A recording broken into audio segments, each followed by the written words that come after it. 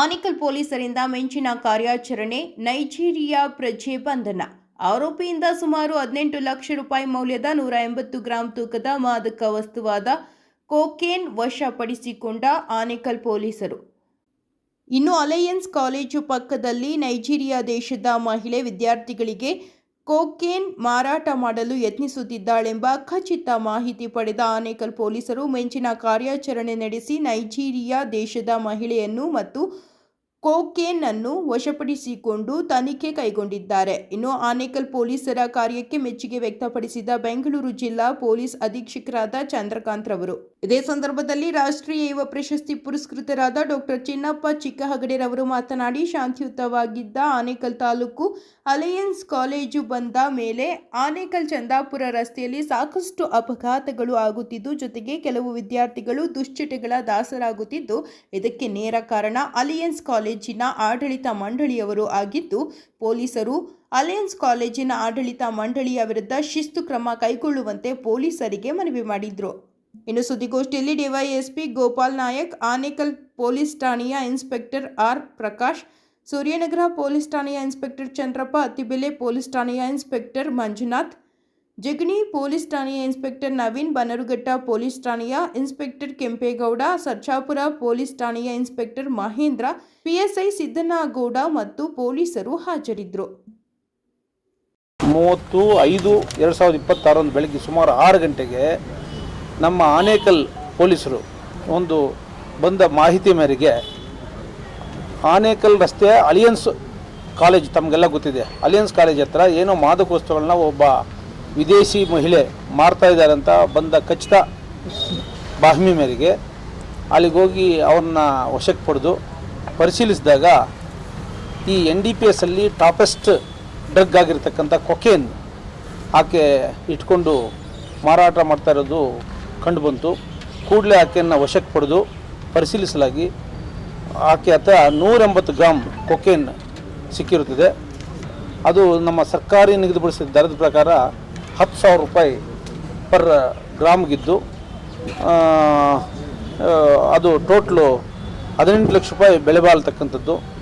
ಇದನ್ನು small pockets ಮಾಡಿ college ಹುಡುಗರನ್ನೇ target ಮಾಡಿ ಮಾರಾಟ ಮಾಡ್ತಕ್ಕಂಥದ್ದು ತಂದಿದ್ದಾರೆ ಅಂತ ಮಾಹಿತಿ ಇದೆ. ಆಕೆ ತಿರುಮಶೆಟ್ಟಿ ವ್ಯಾಪ್ತಿಯಲ್ಲಿ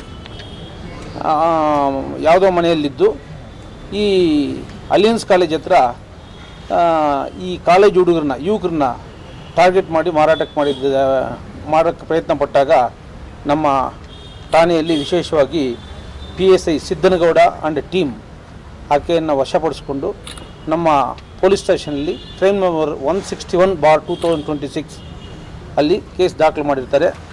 ಇದು ಬಹಳ ಪ್ರಶಂಸನೀಯವಾದಂಥ ಒಂದು ಕೆಲಸ ಅಂತ ನಾನು ಹೆಮ್ಮೆ ಪಡ್ತೀನಿ. ಜೊತೆಗೆ ಅವರಿಗೆ ನಗದು ಬಹುಮಾನ ಮತ್ತು ಪ್ರಶಂಸನಾ ಪತ್ರವನ್ನು ಸಹ ನಾವು ನೀಡಲಾಗ್ತದೆ. ಈ ಆರೋಪಿ ಮಹಿಳೆ ನೈಜೀರಿಯಾಗೆ ಸೇರಿದವರು ಅಂತ ಹೇಳ್ಬಿಟ್ಟು ನಮಗೆ ತಿಳಿದು ಬಂದಿರೋದ್ರಿಂದ ಈಗ ಪ್ರೊಸೀಜರ್ ಫಾಲೋ ಮಾಡಿ ಮತ್ತೆ ಆಕೆಯನ್ನು ಪೊಲೀಸ್ ಕಸ್ಟಡಿಗೆ ತಗೊಂಡು ಅದರ ಮೂಲನ್ನು ಪತ್ತೆ ಮಾಡಲಿಕ್ಕೂ ಸಹ ನಾನು ಆಗಲೇ ಇನ್ಸ್ಟ್ರಕ್ಷನ್ಸ್ ಕೊಟ್ಟಿದ್ದೀನಿ. ಸೊ ಇದರಲ್ಲಿ ಭಾಗಿಯಾಗಿರತಕ್ಕಂಥ ಎಲ್ಲ ಅಧಿಕಾರಿ ಮತ್ತು ಸಿಬ್ಬಂದಿಗಳಿಗೆ ನನ್ನ ಧನ್ಯವಾದಗಳನ್ನ ತಿಳಿಸಲಿಕ್ಕೆ ಇಷ್ಟಪಡ್ತೀನಿ. ಅದರ ನಂತರ ಇದೇ ಪೊಲೀಸ್ ಠಾಣಾ ವ್ಯಾಪ್ತಿಯಲ್ಲಿ ಕಾಲೇಜು, ಸ್ಕೂಲು, ಮಸೀದಿ, ದೇವಸ್ಥಾನ ಇದಕ್ಕೆ 100 ಮೀಟರ್ ವ್ಯಾಪ್ತಿಯೊಳಗೆ ಯಾವುದೇ ಮತ್ತು ಬರ್ತಕ್ಕಂಥ ಪದಾರ್ಥಗಳು ಮಾರಬಾರದು ಅಂತ ಹೇಳ್ಬಿಟ್ಟು ಕೇಂದ್ರ ಸರ್ಕಾರದ ಕಾನೂನು ಕೋಪ್ಟಾ ಇದೆ. ಇದನ್ನು ಉಲ್ಲಂಘಿಸಿ ಆ ಅಂಗಡಿಗಳಲ್ಲಿ ಈ ಮತ್ತು ತರತಕ್ಕಂಥ ಐಟಮ್ಸ್ನ ಮಾರ್ತಾಯಿದ್ರು. ಅದರ ನಿಮಿತ್ತ ಟೋಟಲ್ 5 ಕೇಸ್ಗಳನ್ನ ದಾಖಲು ಮಾಡಿ ಕಾನೂನು ಕ್ರಮ ಜರುಗಿಸಿದ್ದಾರೆ. ಇದರಿಂದ ಆನೇಕಲ್ಲಲ್ಲಿ ಸಾಕಷ್ಟು ಲಾ ಆ್ಯಂಡ್ ಆರ್ಡರ್ ಇಶ್ಯೂಸು ಮತ್ತು ಪರಸ್ಪರ ದ್ವೇಷ, ಅಸೂಯೆಗಳು, ಗುಂಪುಗಳ ಮಧ್ಯೆ ಗಲಾಟೆ ಇತ್ಯಾದಿಗಳಿಗೆ ಅಲ್ಲಿ ಒಂದು ತಾಣ ಆಗಿತ್ತು ಅಂತ ತಿಳಿದು ಬಂದ ಮೇಳೆಗೆ ಒಂದು 5 ಪ್ರಕರಣಗಳು ದಾಖಲು ಮಾಡಿರ್ತಾರೆ. ಇದು ಸಹ ಸ್ತುತ್ಯಾರ್ಹ ಕೆಲಸ ಹಾಗೂ ಕಾನೂನು ಸುವ್ಯವಸ್ಥೆ ಕಾಪಾಡಲಿಕ್ಕೆ ಪರಿಣಾಮಕಾರಿ ಆಗ್ತದೆ ಅಂತ ನಾನು ಭಾವಿಸಿದ್ದೀನಿ. ಅದಕ್ಕೂ ಸಹ ಆನೇಕಲ್ ಪೊಲೀಸರನ್ನ ಪ್ರಶಂಸೆ ಮಾಡಲಿಕ್ಕೆ ಇಷ್ಟಪಡ್ತೀನಿ. ತಾವುಗಳೆಲ್ಲ ಇದನ್ನು ವ್ಯಾಪಕವಾದ ಪ್ರಚಾರ ಮಾಡಿ ಈ ರೀತಿಯಾದಂಥ ವಿಷಯ ಇದ್ದರೆ ಅದನ್ನು ಗುಪ್ತವಾಗಿ ನಮ್ಮ ಪೊಲೀಸರು ನೀಡಬೇಕಂತ ಸಹ ಕೋರುತ್ತೇನೆ. Thank you to all. ಎಷ್ಟು ಟೈಮಿಂದ ಇಲ್ಲಿ ವಾಸ ಇದ್ಲು ಸರ್, ಹೆಂಗೆ ಸರ್? ಈಗ ಪ್ರಕರಣ ದಾಖಲಾದ ನಂತರ ನಾವು ಅರೆಸ್ಟ್ ಮಾಡಿ ಕಳಿಸ್ಕೊಟ್ಟಿದ್ವಿ. ಈಗ ಫರ್ದರ್ ಪೊಲೀಸ್ ಕಸ್ಟಡಿಗೆ ತಗೊಂಡಾಗ ಅದರ ಸಂಪೂರ್ಣವಾಗಿ ಈವನ್ ಆಕೆ ಹತ್ರ ಪಾಸ್ಪೋರ್ಟ್ ಇದೆಯೇ ಇಲ್ಲವೇ ಎಂಬಿತ್ಯಾದಿಗಳನ್ನು ಎಲ್ಲ ಸಹ ಇನ್ನು ಮುಂದೆ ತನಿಖೆಯಲ್ಲಿ ದೃಢಪಡಬೇಕಾಗ್ತದೆ. ಅದಕ್ಕೆ ಫರ್ದರ್ ಇನ್ವೆಸ್ಟಿಗೇಷನ್ ಅದು ರಿವೀಲ್ ಆಗ್ತದೆ. ಅದನ್ನು we are going to share the information after conducting detail investigation. ಮಾಡೋದ್ರೆ ಸರ್, ಈಗ ನಾವು ಸ್ಟೋರಿ ಮಾಡಬೇಕಾದ್ರೆ ಶಾರ್ಟ್ ಆಗಿ ಹೇಳ್ಬೇಕಾಗೋದಿಲ್ಲ ಸರ್. ಸೊ ಆ ಪ್ರಕರಣ ಹೆಂಗೆ ನಿಮ್ಗೆ ಬೆಳಕಿಗೆ ಬಂತು, ಹೆಂಗೆ ಗೊತ್ತಾಯಿತು, ಮತ್ತು ಯಾರ ಟೀಮ್ ಸರ್ ಯಾವ ರೀತಿ ವರ್ಕ್ ಮಾಡಿ ಸ್ವಲ್ಪ ಎಕ್ಸ್ಪ್ಲೇನ್ ಮಾಡೋದಾದ್ರೆ ಸರ್? ಅಲ್ಲಲ್ಲ, ಈಗ ನಾನು ಹೇಳಿದ್ನಲ್ಲ, ಯಾವುದೋ ಯಾರೋ ಮಾದಕ ಇದನ್ನು ಕೊಕೇನ್ ಕಾಲೇಜ್ ಹತ್ರ ಮಾರಾಟ ಮಾಡ್ತಾ ಇರ್ತಾರಂತ ಫಸ್ಟ್ ಇನ್ಫಾರ್ಮೇಷನ್ ಬರ್ತದೆ. ಆ ಇನ್ಫಾರ್ಮೇಷನ್ ಮೇರೆಗೆ ನಮ್ಮ ASI ಸಿದ್ದನಗೌಡ ಆ್ಯಂಡ್ ಟೀಮ್ ಹೋಗ್ತಾರೆ, ಮತ್ತು immediately PSI Siddanagouda and team ಹೋಗ್ತಾರೆ. ನಂತರ ಇನ್ಸ್ಪೆಕ್ಟ್ರು, DSP ಮತ್ತು ನೈಬರಿಂಗ್ ಇನ್ಸ್ಪೆಕ್ಟರ್ಸ್ ಎಲ್ಲ ಹೋಗಿ ಆಕೆಯನ್ನು ನಾವು ದಸ್ತಗಿರಿ ಮಾಡಿದಾಗ ಇದಕ್ಕೆ ಕೊಕೇನ್ ಮಾಡ್ತಾಯಿದ್ಲು, ಹುಡುಗನೇ ಸ್ಟೂಡೆಂಟ್ನೇ ಟಾರ್ಗೆಟ್ ಮಾಡಿ ಅಂತ ಹೇಳ್ಬಿಟ್ಟು ಹೇಳ್ತಾರೆ. ಪ್ರಾಥಮಿಕ ತನಿಖೆಯಿಂದ ಆಕೆ ತಿರುಮಶೆಟ್ಟಳ್ಳಿಯಲ್ಲಿ ವಾಸ ಇದ್ದಾಳೆ, ಅಲ್ಲಿಂದ ಇಲ್ಲಿಗೆ ಬಂದಿದ್ದಾರೆ ಅಂತ ಹೇಳ್ಬಿಟ್ಟು ಹೇಳ್ತಾರೆ. ಈಗ ಫರ್ದರ್ ಕಸ್ಟಡಿ ತಗೊಂಡು ನಾವು ಡೀಟೇಲ್ ಇನ್ವೆಸ್ಟಿಗೇಷನ್ ಮಾಡ್ತೀವಿ. ನಾನು ಕೂಡ ಎಲ್ರಿಗೂ ಕೂಡ, ತಮಗೂ ಕೂಡ SP ಸಾಹೇಬ್ರಿಗೆ, ಎಲ್ಲ ಚಾರ್ಲಿ ಸಾಹೇಬ್ರಿಗೆ ಹೃತ್ಪೂರ್ವಕ ಅಭಿನಂದನೆ ಸಲ್ಲಿಸ್ತಾ, ನನ್ನ ಹೆಸರು ಡಾಕ್ಟರ್ ಚಿನ್ನಪ್ಪ ಚಿಕ್ಕಾಗಡೆ ಅಂತ. ಈಗ ತಾನೇ ಹೇಳಿದ್ರಿ ಅಲಿಯನ್ಸ್ ಕಾಲೇಜು, ನಾನು ಅದೇ ಗ್ರಾಮದವನು, ಚಿಕ್ಕಾಗಡೆ ಗ್ರಾಮದವನು. ಕಳೆದ 20 ವರ್ಷದಿಂದ ಬೇರೆ ಕಡೆ ಇದ್ದೀನಿ. ಈ ಅಲಿಯನ್ಸ್ ಕಾಲೇಜು ಆನೇಕಲ್ ತಾಲೂಕಿಗೆ ಬರೋಕ್ಕೆ ಮೊದಲು ಯಾವುದೇ ಕೊಕೇನಾಗಲಿ, ಯಾವುದೇ ಈ ಥರ ಒಂದು ಏನು ಮದ್ಯವ್ಯಸನಗಳಿರ್ಬೋದು, ಯಾವುದು ಕೂಡ ಇಲ್ಲಿ ಬರ್ತಾ ಇರಲಿಲ್ಲ. ಯಾವಾಗ ಅಲಿಯನ್ಸ್ ಕಾಲೇಜ್ ಬಂತು, ಈ ಅಲಿಯನ್ಸ್ ಕಾಲೇಜ್ ಹೆಂಗಪ್ಪ ಅಂತ ಹೇಳಿದ್ರೆ, ಬೇರೆ ಬೇರೆ ರಾಜ್ಯಗಳ ಆಗರ್ಭ ಶ್ರೀಮಂತರ ಮಕ್ಕಳಿಗೆ ವ್ಯಾಸಂಗ ಮಾಡ್ತಕ್ಕಂಥದ್ದು, ಅಲ್ಲಿ ದುಡ್ಡಿಗೆ ಅವ್ರು ಬೆಲೆ ಕೊಡ್ತಕ್ಕಂಥವ್ರಲ್ಲ. ಹಾಗಾಗಿ ನಾನೆಲ್ಲ ತಾವು ಹೇಳಿದ್ರಿ ಆನೇಕಲ್ಗೆ ಹೆಬ್ಬಾಗಲು ಮತ್ತು ಇದು ಅಂತ. ಹೌದು, ನಿಜವಾಗಲೂ ಕೂಡ ಅಲಿಯನ್ಸ್ ಕಾಲೇಜ್ ಪ್ರಾರಂಭ ಆಗೋಕ್ಕೆ ಮೊದಲು ನಮ್ಮ ತಾಲೂಕಲ್ಲಿ ಯಾವುದೇ ರೀತಿಯ ದುಶ್ಚಟಗಳಿಲ್ಲ.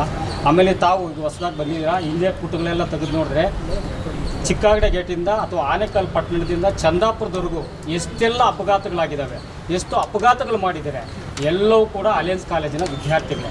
ಅವರು ಈ ರೀತಿ ಗಾಂಜಾದಲ್ಲೇ ಹಲವಾರು ಕಾರುಗಳು ಈ ಸ್ಟೇಷನಲ್ಲಿ ತೆಗೆದು ನೋಡಿದ್ರೆ ಬೇಕಾದಷ್ಟು ಕೇಸುಗಳು ದಾಖಲಾಗಿದೆ. ನಂದು ಮನವಿ ಏನಂತ ಹೇಳಿದ್ರೆ, ಇವತ್ತು ದೊಡ್ಡ ಇನ್ಸ್ಟಿಟ್ಯೂಟ್ ಇದೆ ಆರೋಪ ಮಾಡೋದಲ್ಲ.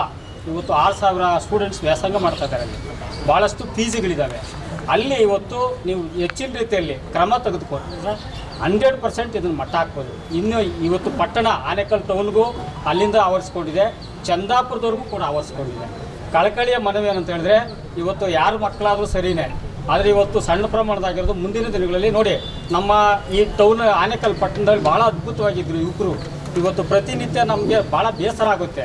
ಏನಪ್ಪ ಅಂದರೆ, ಎಲ್ಲಿ ನೋಡು ಕ್ರೈಮು, ಎಲ್ಲಿ ನೋಡು ಗಲಾಟೆ. ಸರ್, ನನ್ನ ಹೆಸರು ಚಿನ್ನಪ್ಪ ಚಿಕ್ಕಾಗಡೆ ಅಂತ.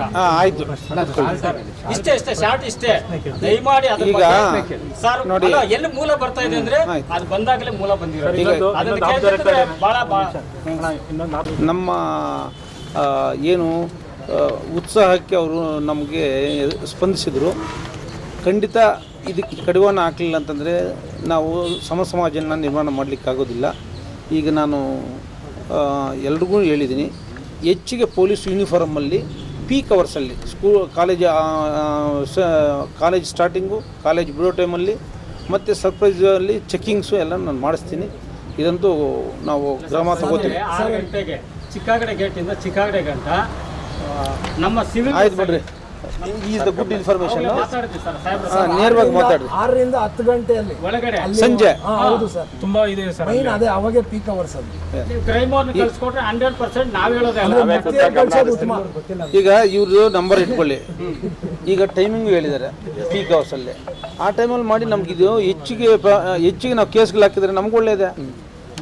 ಮತ್ತೆ ಮಕ್ಕಳು ಟಾರ್ಗೆಟ್ ಮಾಡಿದ್ದಾರೆ, ಅದು ಒಳ್ಳೆ ಬೆಳವಣಿಗೆ ಅಲ್ಲ ಸರ್. ನೀವು ಆಡಳಿತ ಮಂಡಳಿಗೆ ಓಕೆ ಇಂಥ ವಿಚಾರನ ಆಡಳಿತ ಮಂಡಳಿ ಹತ್ರ ನೀವು ವ್ಯವಹಾರ ಮಾಡಬೇಕು ಸರ್. ಅಲ್ಲಿ ಅವ್ರಿಗೆ ಹೆಚ್ಚು ಒತ್ತಡ ಹಾಕಿದ್ರೆ ಯಾವುದೇ ಇದ್ರೂ ಕ್ರಮ ತಗೋತೀವಿ.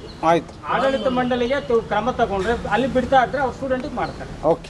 ಈಗ ಟ್ರಾಫಿಕ್ ಸಮಸ್ಯೆ ಜಾಸ್ತಿ ಆಗ್ತಿದೆ ಸರ್. ಆನೇಕಲ್ಲು ಎಲ್ಲ ಕಡೆನೂ ಟ್ರಾಫಿಕ್ ಸಮಸ್ಯೆ ಜಾಸ್ತಿ ಆಗ್ತಿದೆ. ಸಿಬ್ಬಂದಿಗಳು ನೋಡಿದ್ರೆ ಅವತ್ತೆಷ್ಟಿದ್ರು ಇಷ್ಟೇ ಇದ್ದಾರೆ, ಆದರೆ ಪಾಪ್ಯುಲೇಷನ್ ಫ್ಲೋಟಿಂಗ್ ಏನಾಗ್ತದೆ ಹೆಚ್ಚಾಗ್ತಾ ಇದೆ, ಮೈಗ್ರೇಷನ್ ಜಾಸ್ತಿ ಆಗ್ತಿದೆ. ಹೀಗಾಗಿ ಸಿಬ್ಬಂದಿಗಳನ್ನೇನಾದ್ರು ಹೆಚ್ಚಕ್ಕಾಗುತ್ತಾ? ಈಗ ಸಿಬ್ಬಂದಿಗಳು ಸರ್ಕಾರದ ಮಟ್ಟದಲ್ಲಿ ಇದು ತೀರ್ಮಾನ ತಗೋಬೇಕಾಗಿದೆ. ನಾವೂ ಸಹ ಬೆಂಗಳೂರಿಗೆ ಏನು ಸ್ಟೇಷನ್ಗೆ ಎಷ್ಟು ಜನ ಕೊಟ್ಟಿದ್ದಾರೋ ಅಷ್ಟೇ ಪ್ರಮಾಣದಲ್ಲಿ ಜನಸಂಖ್ಯೆ ಇದೆ, ಟ್ರಾಫಿಕ್ ಇದೆ, ನಮಗೂ ಹೆಚ್ಚು ಕೊಡಿ ಅಂತ ನಾವು ಪ್ರಸ್ತಾಪ ಸಲ್ಲಿಸಿದ್ವಿ. ಸ್ಥಳೀಯ ಶಾಸಕರನ್ನು ರಿಕ್ವೆಸ್ಟ್ ಮಾಡಿದ್ವಿ. ಇದು ಸರ್ಕಾರದ ಹಂತದಲ್ಲಿ ಚರ್ಚೆ ಆಗಿ ತೀರ್ಮಾನ ಆಗಬೇಕಾಗ್ತದೆ. We are also following it up. ಆದರೆ ಒಂದು ಸರ್ ಇನ್ನೊಂದು ರಾಜ್ಯ ದೇಶ ಡಿಪಾರ್ಟ್ಮೆಂಟಲ್ಲಿ ಸ್ವಲ್ಪ ಪ್ರಾಮಾಣಿಕರನ್ನ ಕೈಮಲ್ಲಿ ಇದು ಮಾಡಿ ಅದೊಂದು ಸ್ವಲ್ಪ ನೀವು ಇದು ಮಾಡಿ. ಈಗ ಹೊಸ ಆಫೀಸರ್ ಪೊಲೀಸ್ ಒಂದಾದರೆ 100% ಮಟ್ಟ ಆಗ್ಬಾರ್ದು ಪಬ್ಲಿಕ್ಸ್ ಅಲ್ಲ, ಹೊಸ ಆಫೀಸರ್ಸ್ ಬಂದಿದ್ದಾರೆ. ನಿಮ್ಮ ಫೀಡ್ಬ್ಯಾಕ್ ಎಲ್ಲ ಅವ್ರು ಕೊಡಿ. ನೀವು ಯಾವುದೇ ಟೈಮಲ್ಲಿ ಬಂದು ಅವ್ರು ಭೇಟಿ ಮಾಡ್ಬೋದು. ಇನ್ಪುಟ್ಸ್ ತಗೊಂಡು we will act accordingly. Okay. ಆಮೇಲೆ ಹೊಸೂರು ರಸ್ತೆ ಮುಖ್ಯ ಟಾರ್ಗೆಟ್ ಆಗ್ತಾ ಇದೆ ಸರ್. ಹೆಚ್ಚು ಕಾಲೇಜುಗಳು ಇರೋದ್ರಿಂದ ಯುವಕರು ಮದ್ಯ ವ್ಯಸನಗಳಾಗೋದಕ್ಕೆ ಅದೊಂಥರ ಅಡ್ಡ ಆಗೋದು.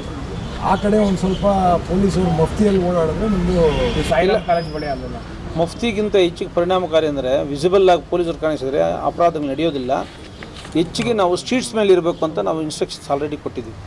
ವಿಸಿಬಲ್ ಆಗಿ ಈಗ ಕಾರ್ಮಿಕರು ಹೋಗೋ ಟೈಮು, ಸ್ಕೂಲ್ ಬಿಡೋ ಟೈಮು, ಸ್ಕೂಲ್ ಸ್ಟಾರ್ಟಿಂಗ್ ಟೈಮಲ್ಲಿ, ಕಾಲೇಜ್ ಬಿಡೋ ಟೈಮಲ್ಲಿ, ಈ ಕೆಲಸಕ್ಕೆ ಹೋಗಿ ಬರೋ ಟೈಮಲ್ಲಿ, ಇಂಥ ಟೈಮಲ್ಲಿ ವಿಸಿಬಲ್ ಆಗಿ ಪೊಲೀಸರು ಕಾಣಿಸಿದರೆ, ಈಗ ಒಂದು ಸರ್ಕಲ್ ಒಂದು ಕಾನ್ಸ್ಟೇಬಲ್ ಯೂನಿಫಾರ್ಮ್ ಕಾಣಿಸಿದರೆ ಅಲ್ಲಿ ಯಾವುದೇ ರೀತಿ ಅಪರಾಧ ಆಗೋದಿಲ್ಲ. ಹಾಗಾಗಿ we have given already instructions to put uniform officers on road in peak hours. Sir, ಈಗ ಗಡಿ ಭಾಗ ಆಗಿರೋದ್ರಿಂದ ರೈಲ್ವೆ ಸ್ಟೇಷನ್ ಪಕ್ಕದಲ್ಲಿದೆ ಸರ್. ಅಲ್ಲೂ ಕೂಡ ಆ ಥರದ್ರೂ ಕೂಡ ತರಂತ ಅದೇ ಪೀಕ್ ಅವರ್ಸಲ್ಲಿ ರೈಲ್ವೇದು, ಬಸ್ ಸ್ಟ್ಯಾಂಡು ಮತ್ತು ಕಾಲೇಜಸ್ಸು, ಸ್ಕೂಲ್ಸು, ಮೇನ್ ಸರ್ಕಲ್ಸ್ ಇಷ್ಟು ಪ್ರಕಾಶು ಯೂನಿಫಾರ್ಮಲ್ಲಿ ಇರಬೇಕು. ಸರ್, ಏನಾಗಿದೆ ಸರ್, ಕೆಲವೊಂದು ಸಣ್ಣ ಪುಟ್ಟ ಹೋಟೆಲ್ಗಳು, ಟೀ ಸ್ಟಾಲ್ಗಳು ರಾತ್ರಿ 1 ಗಂಟೆವರೆಗೂ ಓಪನ್ ಇದ್ದಾವೆ ಆನೇಕಲ್ಲಲ್ಲಿ. ಫುಡ್ ಸ್ಟ್ರೀಟಲ್ಲಿ ನಮ್ಮವ್ರು ಹೋಗಿ ಅಲ್ಲಿ ಕೆಲವೊಂದೆಲ್ಲ ಕ್ಲೋಸ್ ಮಾಡಿಸ್ತಾರೆ. ಬಟ್ ಈ ಟೀ ಅಂಗಡಿಗಳಲ್ಲಿ ಏನು ಮಾಡ್ತಾರೆ ಅಂದರೆ ಅವರೇ ವಿಡಿಯೋಗಳನ್ನು ಮಾಡಿಬಿಟ್ಟಿದ್ದಾರೆ ಸೋಷಿಯಲ್ ಮೀಡಿಯಾದಲ್ಲಿ, ಓಪನ್ ಇರುತ್ತೆ ಅಂತ 1 ಗಂಟೆ ರಾತ್ರಿ ಅಂತ ಆ ಜಾಗಗಳು ಇರೋದೆಲ್ಲ ಸರ್, ಅಲ್ಲಿರೋರೆಲ್ಲ ಅವರೇ ಬಹುತೇಕ ಎಲ್ಲ ಅವರೇ ಕೂತಿರ್ತಾರೆ. 1 ಗಂಟೆ ಅವರೇ ಇರ್ತಾರೆ. ಅಲ್ಲ, 9 ಗಂಟೆವರೆಗೂ ಓಪನ್ ಇರಲಿ. 9 ಗಂಟೆ ವ್ಯಾಪಾರ ಮಾಡೋದಕ್ಕೆ ನಮ್ಮೇನು ವಿರೋಧ ಇಲ್ಲ. 10:30ಗೆ ಹೇಳಿದ್ವಿ. ಬಟ್ ಅಲ್ಲಿ ಈಗ ಸರ್ಕಾರದ ಆದೇಶದ ಪ್ರಕಾರ ಸರ್, ಅದು ಇಸ್ಪೀಟ್ ಅಡ್ಡೆಗಳಾಗಿ ಮತ್ತೆ ಇದ್ರ ಜೊತೆಗೆ ಇನ್ನೂ ನಾನು I am going to audit. ಬೆಳಗ್ಗೆ 6 ಗಂಟೆಗೆ ಬಾರ್ಗಳು, ವೈನ್ ಶಾಪ್ಗಳು ತೆಗೆಯೋದು ಆಗಬಾರ್ದು. ಬೆಳಗ್ಗೆ ಯಾವ ಟೈಮ್ ತೆಗಿಬೇಕು ಆ ಟೈಮಿಗೆ ತೆಗಿಬೇಕು. ಕೆಲವರು ಬೆಳಗ್ಗೆ ಎದ್ದ ತಕ್ಷಣ ಕುಡಿಯೋಕ್ಕೆ ಹೋಗ್ತಾ ಇದ್ದಾರೆ. ಇದು ಒಂದು ಆಗಬಾರ್ದು ಪ್ರಕಾಶ್.